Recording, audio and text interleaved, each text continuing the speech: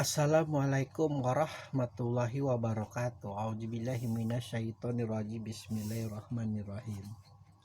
Bi ayyi dzambin qutilat.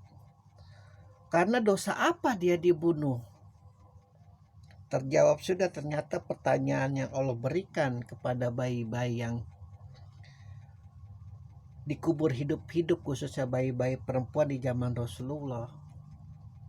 Kepada mereka yang membunuh adalah karena dosa apa dia dibunuh?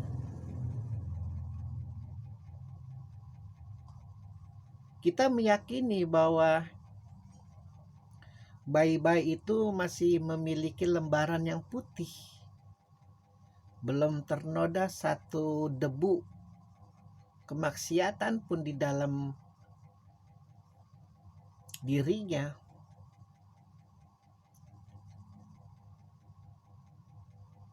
Karena ketika ada satu saja alasan yang mungkin sesuai dengan logika, yang mungkin sesuai dengan nalar, meskipun nalarnya itu nalar yang terjerembab dalam lubang kebodohan, mungkin masih bisa dimaklumi. Namun ketika tidak ada alasan satu apapun, contohnya begini dah,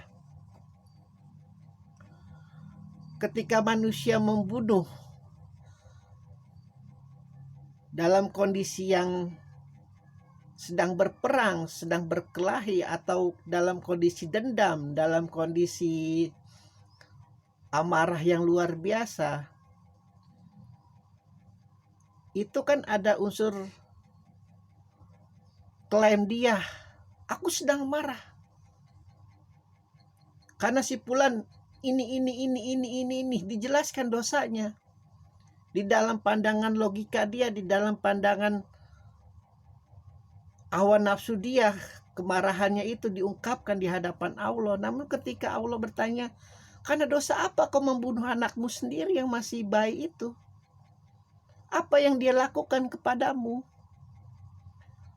Masih bayi. Dia ngencingin tubuhmu saja belum. Karena saking bodohnya manusia, ada beberapa orang tua yang mungkin karena anaknya nangis, karena anaknya rewel, karena anaknya susah diatur, sampai orang tua itu memukul, bahkan sampai membunuh, itu sudah terasuki oleh hawa nafsunya iblis laknatullah. Namun ketika bayi yang baru lahir, karena dia dilihat kelaminnya perempuan, dibunuh.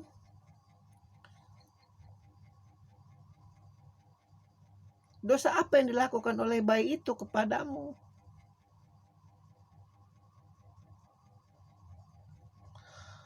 Islam itu sangat menghargai kehidupan, sangat menghargai yang namanya masa depan, sangat menghargai yang namanya cinta kasih, perdamaian.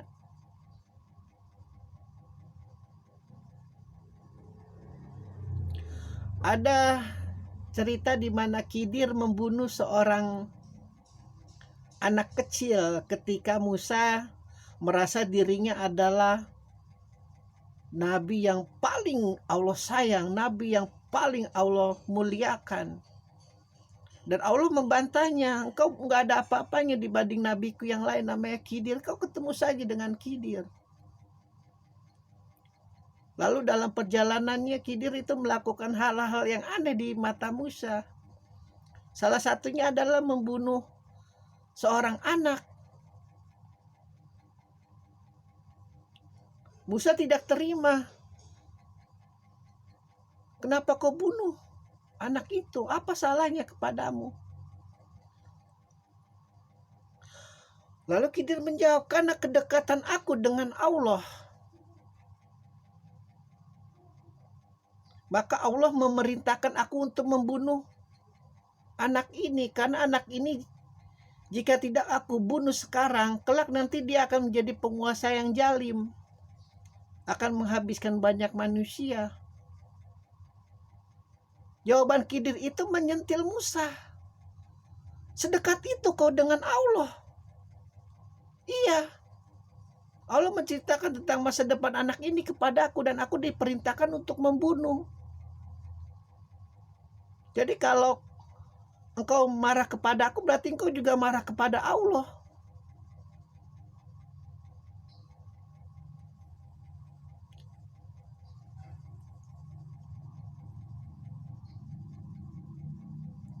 Beda pembunuhan yang dilakukan oleh Khidir dengan pembunuhan yang dilakukan oleh orang tua dikala melihat bayi-bayi perempuan langsung dikubur hidup-hidup. Pembunuh-pembunuh bayi-bayi perempuan itu tidak memiliki kedekatan dengan Allah. Allah tidak menceritakan masa depan anak ini nanti jadi apa, tidak.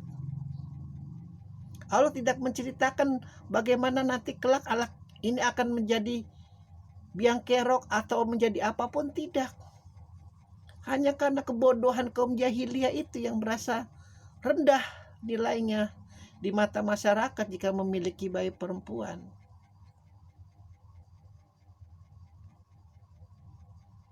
Maka sudah tidak ada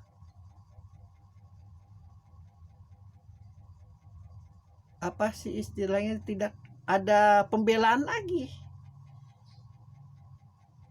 kepada mereka yang membunuh bayi-bayi perempuan di masa Rasulullah itu. Allah murkanya seperti itu di hari penghisapan.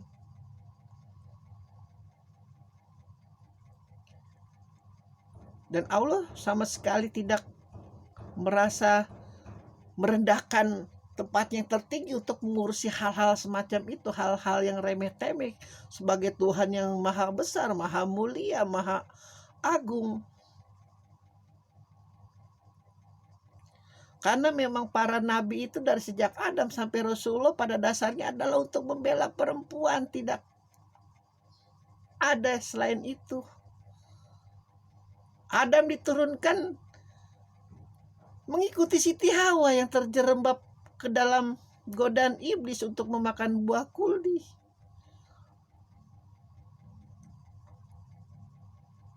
Pun kita kalau lagi menonton sebuah film itu, kalau jagoannya sedang berusaha itu membela kebenaran, membela keadilan, itu pasti selalu direcoki oleh perempuan. Namun karena memang posisinya dia adalah pelindung perempuan, ya seperti itu para nabi. Pada dasarnya adalah untuk mengurusi perempuan, untuk memuliakan perempuan, untuk menghormati perempuan, untuk memuliakan perempuan. Pada dasar intinya adalah seperti itu.